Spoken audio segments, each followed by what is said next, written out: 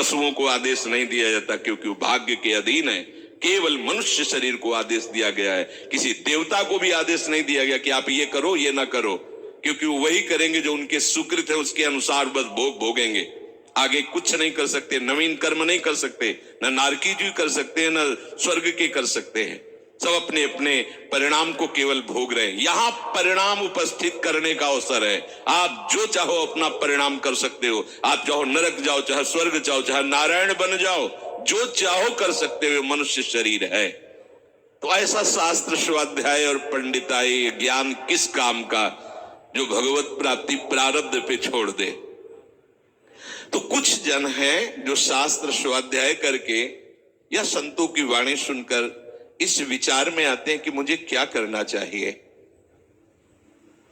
परिवार का पोषण या भगवत प्राप्ति। दो विभाग कर लिए इसलिए खतरा है, निर्णय नहीं कर सकता। और सही पूछो तो दो विभाग है नहीं, एक ही बात है। समझ जाओ तो वहीं वहीं भगवत प्राप्ति हो जाएगी। अब उसके विचार में आता है कि अभी तो ब्याह हुआ है, या अभी छोटे छोटे बच्चे हैं, या अभी बच्चों का ब्याह किया है, अभी नए हैं, क्या जाने संसार का। मेरी आवश्यकता है, नहीं तो संसार इनको परेशान कर देगा। और वो अपने अहम जनित कर्ता भाव से ऐसा बंध जाता है कि निर्णय ही नहीं कर पाता। श्री चरणदास जी कह रहे, ए भाई समझो, जिस कर्तव्य को तुम विसार करके झूठे भाव को कर्तव्य मान रहे हो, अरे माया के दीवाने, अरे हिया नहीं रहना, करना अंत पयाना।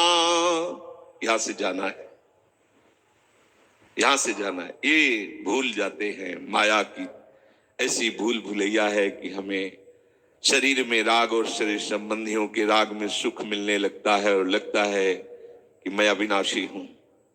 वैसे मैं तो अविनाशी ही है, पर विनाशी को लेकर मैं ये भूल कर बैठता है।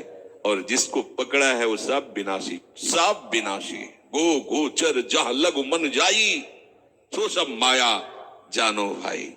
दुनिया में लाखों का मेला जुड़ा, हंसा जब जब उड़ा तो अकेला उड़ा।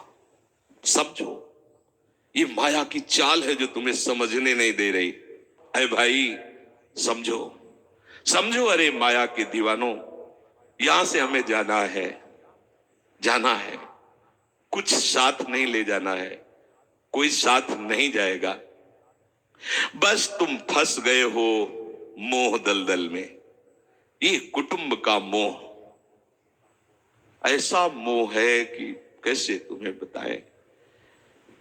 याद ही नहीं आती कि मुझे जाना है, याद ही नहीं आता कि सब छूटना है।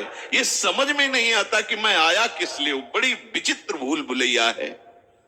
मोह कुटुंब के अवसर खोयो। दो बातें आती हैं, परिवार का पालन पोषण, ये धर्म पालन करूं, या हरि का भजन करके भगवत प्राप्ति करूं। तो बोले मोह कुटुंब के अवसर खोयो। अवसर मिला है तुमने, भलो पायो दांव रे, चूक ना अवसर प्यारे, भलो पायो दांव रे। बड़ा अच्छा अवसर मिला है भजन करने का, चूक गए तो फिर पछताना पड़ेगा। हरि की शुद्ध बिसराई। अब वो निर्णय करता है परिवार के पोषण का, क्योंकि मोह ममता है। पीछे का, हर बार सत्संग में कहते हैं कि पीछे का रास्ता एकदम बंद हो जाना चाहिए, कि आगे कोई भयावह स्थिति आवे तो लौटने का रास्ता नहीं रहना चाहिए। उपासक को पीछे का मार्ग बंद कर देना चाहिए। पर होता क्या है, अपने लोग बहुत कमजोर हैं, तो कदम ऐसे रखते हैं पर पीछे वाला पुष्ट बनाए रखते हैं कि अगर इधर थोड़ी भी आंच लगी तो कदम पीछे करके सुरक्षित हो जाए। वो सुरक्षित नहीं है, वो सुरक्षित नहीं है, वो असुरक्षा है। परिवार का राग, अन्य भरोसा, किसी देहधारी का भरोसा, किसी वस्तुओं, ये भरोसे लायक चीज है, अरे क्षण में बिगड़ जाने वाली चीज है। भरोसा तो हरि का है, भरोसा तो हरि गुरु चरण सेवा अनुसरो। ये भरोसा कभी तुम्हें विश्वासहीन नहीं होने देगा।